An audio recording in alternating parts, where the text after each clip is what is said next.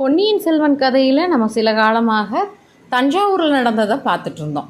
இதே சமயத்தில் வந்தியத்தேவன் என்ன செய்துட்டு இருந்தான் அப்படிங்கிறத இந்த பதிவில் பார்க்குறோம்.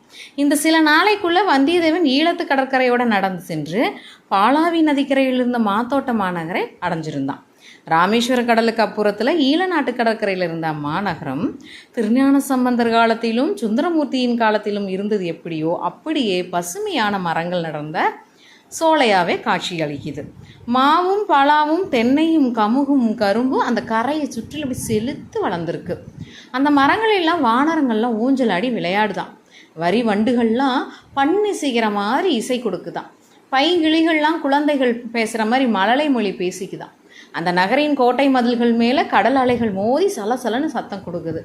மாத்தோட்ட நகரோட துறைமுகத்தின் பெரிய மரக்கலங்கள்லேருந்து சிறிய படகுகள் வரை அப்படி நெருங்கி நிற்கிது. அதாவது அவ்வளோ இருக்குன்னு சொல்கிறாங்க. அவற்றிலிருந்து இறக்கப்பட்ட பண்டங்கள்லாம் மலைமலையாக குவிச்சு வச்சுருக்காங்க. இவையெல்லாம் சம்பந்தர் சுந்தரர் காலத்தில் இருந்தது போலவே இருந்தாலும் சிறு சிறு மாறுதல்கள் தெரியுது. மாத்தோட்ட நகரின் வீதிகளில் இப்போது கேதீஸ்வர ஆலயத்துக்கு செல்லும் அடியார்களின் கூட்டம் காணவில்லை. பக்தர்கள் இறைவனை பாடி பரவசமடைந்த இடங்களெல்லாம் இப்போது போர் வீரர்கள் தான் இருக்காங்க. கேடையும் வாளும் வேலும் கையில் கொண்ட வீரர்கள் அங்கு இங்கு அப்படியே திரிஞ்சிட்டு இருக்காங்க. சென்ற 100 ஆண்டுகளுக்கு அதிகமாக அந்த நகரம் ஒரு யுத்த ஸ்தலமாகவே இருந்துச்சுன்னு சொல்லலாம். தமிழ்நாட்டிலிருந்து ஈழத்துக்கு போருக்கு வந்த படைகள் பெரும்பாலும் அங்கேயே தான் இறங்குது. திரும்பி சென்ற படைகளும் அங்கே தான் கப்பல் ஏறுது. நகரம் பல தடவை கைமாறிவிட்டது. சில சமயம் இலங்கை மன்னர்களிடம், சில சமயம் பாண்டிய அரசர்களிடம் அது இருந்தது. பராந்தக சக்கரவர்த்தியின் காலத்திலிருந்து சோழர்களின் ஆதிக்கத்தில் இருந்து வருகிறது. அத்தகைய யுத்த தலமான அந்த நகரத்துக்கு கோட்டை மதில் வாசலில் ஒரு நாள் வந்தியத்தேவன் வந்து நிற்கிறான். நகருக்குள் போக வேண்டும்ங்கிறான். சோழ சேனாதிபதியை பார்க்கணும் சொல்கிறான். காவலர்கள் அவனை உள்ள விட மறுத்துறாங்க. அதனால் முன்னர் கடம்பூரில் கையாண்ட யுக்தியை இங்கே அவன் கையாளணும்னு முடிவு செய்கிறான். யுக்தியை இங்கே அவன் எப்படி கையாளுறான்? காவலர்களை பலவந்தமாக தள்ளி கொண்டு உள்ளே நுழைய பார்க்குறான். காவலர்கள் அவனை எப்படி சிறை பிடித்து அவனை கோட்டை தலைவிடம் கொண்டு போய் ஒப்படைக்கிறாங்க. வந்தியத்தேவன் கோட்டை தலைவிடம் இளவரசர் அருள்மொழிவர்மருக்கு முக்கியமான ஓலை கொண்டு வந்திருக்கிறதாவும் அதை பற்றி சோழ சேனாதிபதியிடம் தான் விவரம் சொல்ல முடியும்னு சொல்கிறான். அவனை பரிசோதித்து பார்த்தார்கள். பொன்னியின் செல்வனுக்கு ஒரு ஓலையும் பழுவூர் பனை இலச்சினையும் அவன்கிட்ட இருக்குது. கொடும்பாளூர் பெரிய வேளார் பூதி விக்ரம கேசரி அச்சமயம் இலங்கை படையின் சேனாதிபதியாக இருக்கிறார். அவரிடம் போய் சொன்னாங்க. பூதி விக்ரமகேசரி அப்போது முதன் மந்திரி அனிருத்திர பிரம்மரிடம் பேசிகிட்டு இருக்கிறார். அவருடன் ராமேஸ்வரம் வரையில் போவதற்கு ஆயத்தமாக தான் இருந்தார் அந்த சமயத்தில். ஆகையால் திரும்பி வந்து விசாரிப்பதாகவும் அதுவரை அந்த வீரனை காவலில் வச்சிருங்கன்னு சொல்லிட்டு போகிறார். பிறகு வந்தியத்தேவனை அழைச்சிட்டு போய் ஒரு பாலடைந்த மாளிகையில் ஒரு அறையில் தள்ளி பூட்டிடுறாங்க. வாசலில் காவலுக்கு ஆள்களும் போட்டுறாங்க. வந்தியத்தேவன் நீண்ட பயணம் செஞ்சுட்டு வந்தனால களைப்பாகவும் இருந்தான். அதனால் தன்னை வந்து சிறை பிடிச்சிருக்காங்க அப்படிங்கிறது அவனுக்கு சந்தோஷமாக தான் இருந்துச்சு.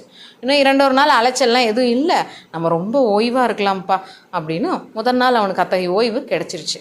ஆனால் 2ஆம் நாள் ஒரே தொல்லை. என்ன? அவன் இருந்த அறைக்கு அடுத்த அறையில் ஏதேதோ விசித்திரமான சத்தம்லாம் கேட்குது. யாரோ ஒருவன் இன்னொருவனை அதட்டி மிரட்டுறான்.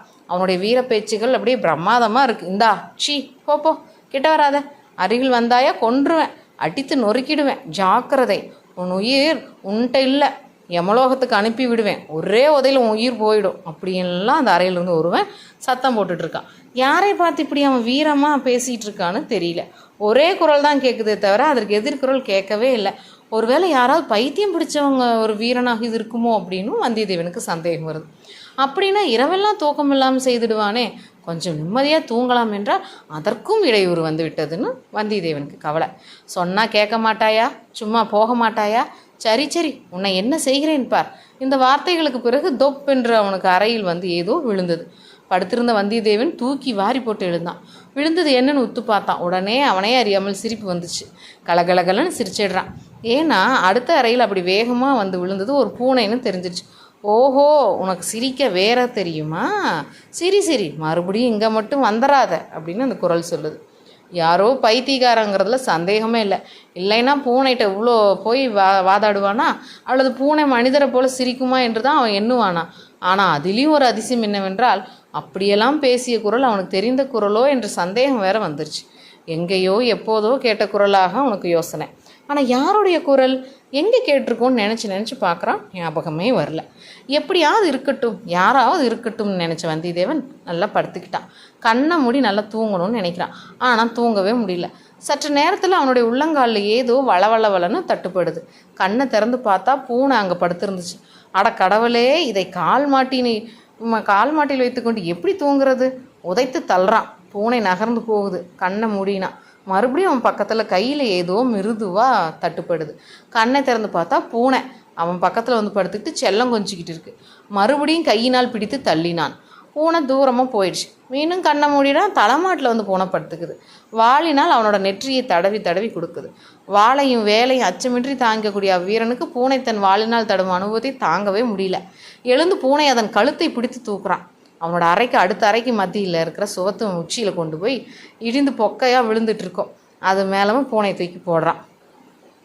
அடுத்த அறையில் சிறிது நேரம் ஒரே ரகலாக இருந்துச்சு. மனித குரலின் கூப்பாடுடன் பூனையின் கரமோரா சத்தமும் சேர்ந்து கொண்டது.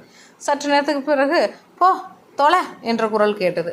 பூனையின் மியாவ் மியாவ் சத்தம் கொஞ்சம் தூரம் வரையில் சென்று மறைந்தது. பிறகு அப்படியே அமைதியாக இருக்குது. வந்தியத்தேவன் அப்படியே கண்ணை மூடிடுறான். அரை தூக்கமாக இருக்கிறப்போ ஒரு கனவு வருது. மிக இன்பமான கனவுன்னு தான் சொல்லணும். இளைய பிராட்டி குந்தவை அவன் அருகில் வந்து உட்கார்ந்து அவன் நெற்றியை தடவி கொடுக்குறாங்க. ஆஹா, பூனையின் வாளுக்கும் இளவரசியின் கைவிரலுக்கும் எத்தனை வித்தியாசம்! சற்றென்று மறுபடியும் ஒலிப்பு வந்துருச்சு. கனவு கலந்தே போச்சுன்னு ஒரே வருத்தம். அடுத்த அறையிலிருந்து யாரோ சுவரை தட்டுறாங்க. அந்த பைத்தியக்காரனாக தான் இருக்கணும். யார் அங்கே? பூனையை எடுத்து எறிந்தது யார்? வந்தியத்தேவன் மறுமொழி சொல்லவே இல்லை. மௌனமாக இருக்கா. இது என்ன? பூனை பிராண்டுவது போன்ற சப்தம் மறுபடியும். இல்லை இல்லை, யாரோ அந்த புறத்தில் சுவரில் ஏறுவதற்கு முயல்கிறார்கள். வந்தியத்தேவன் எந்திரிக்கவே இல்லை. படுத்தபடியாய் கவனமாய் காது கொடுத்து கேட்டுக்கிட்டு இருக்கான். ஆனால் முன்ஜாக்கிரதையாக கையில் மட்டும் கத்தியை பிடிச்சிருக்கான். சுவரின் உச்சியிலிருந்து பொக்கையில் முதலில் 2 கைகள் தெரிந்தன. பிறகு ஒரு முண்டாசு தெரிந்தது. முண்டாசுக்கடியில் ஒரு முகம் மேலே வந்து குனிந்து பார்த்தது. இவன் ஆழ்வார்க்கடியான் அல்லவா? தலைப்பாகை கட்டியிருப்பதால் தோற்றத்தில் சிறிது மாற்றம் ஏற்பட்டிருக்கிறது. ஆனால் ஆழ்வார்க்கடியான் என்பதில் சந்தேகமே இல்லை. இவன் எதற்காக எப்படி இங்கே வந்தான்? நாம் இருப்பது தெரிந்திருக்க வேண்டும் அல்லவா? உதவி செய்ய வந்திருக்கிறானா இல்லை இடையூறு செய்ய வந்திருக்கிறானா? வந்தியத்தேவன் எழுந்து உட்கார்ந்து, ஓ வீர வைஷ்ணவரே, வருக வருக, சிவபுண்ணிய ஸ்தலமாகிய திருக்கேஸ்தவரத்துக்கு வந்திருக்கிறீர்களே, வருக வருக என்றார்.